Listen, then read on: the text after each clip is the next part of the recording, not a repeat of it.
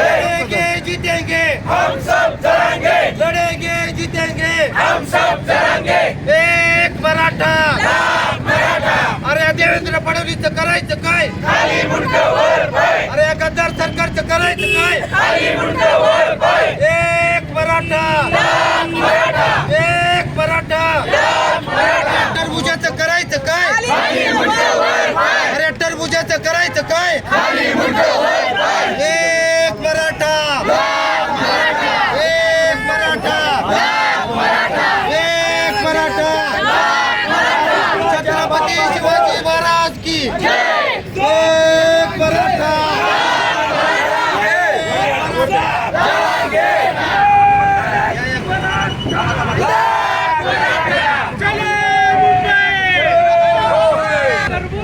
कुठलाच पाहिजे,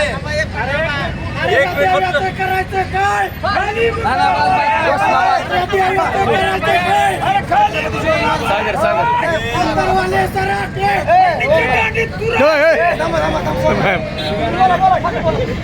सर्वांना विनंती की आपण आज या ठिकाणी मुंबईमध्ये निघालेलो आहे.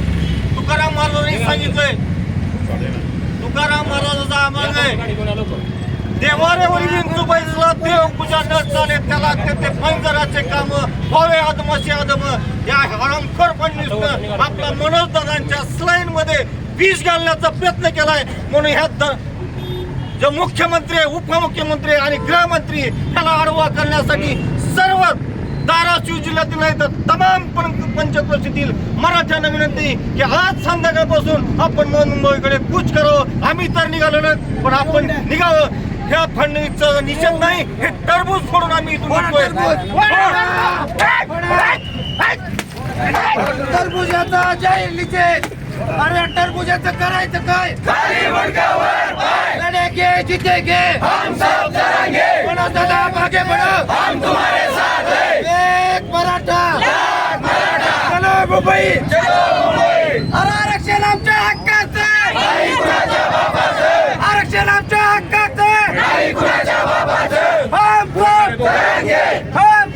दुपारी मनोज दादांचा पारा संतापाच्या वर गेलेला आहे. त्याचं कारण की वारंवार एवढे शांततेनं आणि संविधानिक मार्गाने उपोषण करून सुद्धा तुम्ही मराठ्यांच्या हाती तुरी दिलेली आहेत.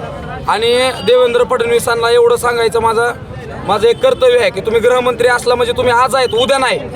येणाऱ्या इलेक्शनमध्ये आम्ही तुम्हाला तुमची जागा तर दाखवून देऊच, पण सत्तेचा माज हा काही कामाचा नाही. आणि मराठा समाज आजपर्यंत एकदम शांततेच्या आणि संविधानिक मार्गाने बाबासाहेबांच्या दिलेल्या मार्गाने आम्ही लढायला लागलो. आणि आमच्या दैवताला, एवढ्या इमानदार माणसाला तुम्ही आज अशी लाचर कुत्री सोडून खोटं पाडण्याचा आणि त्यांच्या तुम्ही जीवावर बेतलेला आहेत. तरी हा तुम्ही नालायकपणा बंद करा. आता आम्ही मुंबईकडे निघालेलो आहोत, जो होगा देखा जाएगा. याच्या पलीकडे काहीच सांगायचं. तुम्हाला जर आम्हाला मारायचं ना, चला आम्ही आमच्या अख्ख्या कुटुंबावर आणि अख्ख्या सगळं घरदार सोडून मारायलाच यायला लागलो. हा तुमच्यात दम असेल तर माराच मुंबईत. इतके दिवस जसं संवैधानिक पद्धतीने आम्ही शांततेचा लढा करत होतो, मला वाटतं आज आमची संयम संपलेला आहे आणि सरकारने हे डोक्यात घ्यावं. जसं एक टरबूज आज आम्ही इथं फोडून तुमचा निषेध केलाय, तसं तुमचा सत्तेचा माज आम्ही फोडल्याशिवाय राहणार नाही आणि त्याच्यासाठी आम्ही इलेक्शनची वाट बघणार नाही. आजपासून जेवढा महाराष्ट्रातला मराठा समाज आहे, जातीवंत गरजवंत जो मराठा समाज आहे, आज तो मुंबईकडे कूच करणार आहे. आणि जे तुम्ही आंदोलन दाबण्याचा प्रयत्न केला आहे मनोज दादा जरांगे पाटलांचा, तुम्ही विष प्रयोग केलेला आहे. येणं प्रकारे तुम्ही त्या माणसाला दाबण्याचा प्रयत्न करताय, पण तुम्ही विसरताय की तो 7 कोटी मराठ्यांचा चेहरा आहे. त्यांना दाबलं म्हणजे तुम्ही 7 कोटी मराठ्यांना तुम्ही आज तुमच्या अंगावर घेत आहात आणि याचा परिणाम किती वाईट होईल हे तुम्हाला येणारी इलेक्शन नाही, आजपासून आम्ही तुम्हाला सांगून देऊ.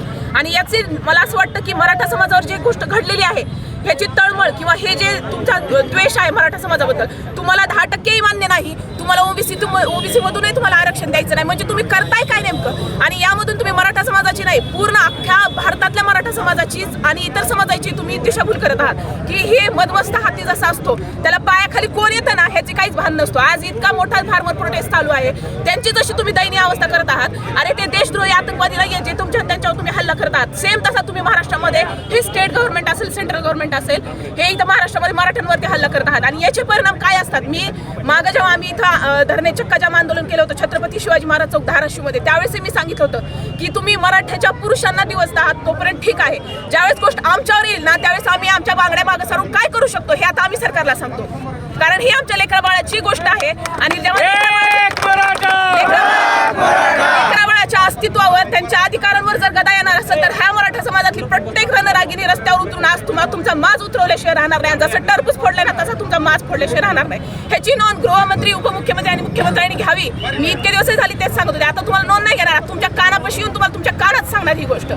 ओके. एक मराठा